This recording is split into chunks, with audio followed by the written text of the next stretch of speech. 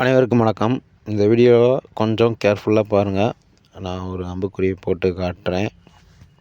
So குழந்தைகளை நம்ம வளர்க்குறது ஒரு பெரிய விஷயமா இருக்குது. இன்றைக்கி நம்ம குழந்தைகள் ரோட்டில் விளையாடும்போது ரொம்ப கேர்ஃபுல்லாக பார்த்துக்கணும். குழந்தைகளை வெளியே அனுப்பும்போது நீங்களும் சேர்ந்து போங்க, இல்லாட்டி குழந்தைகளை வெளியே அனுப்பாதீங்க.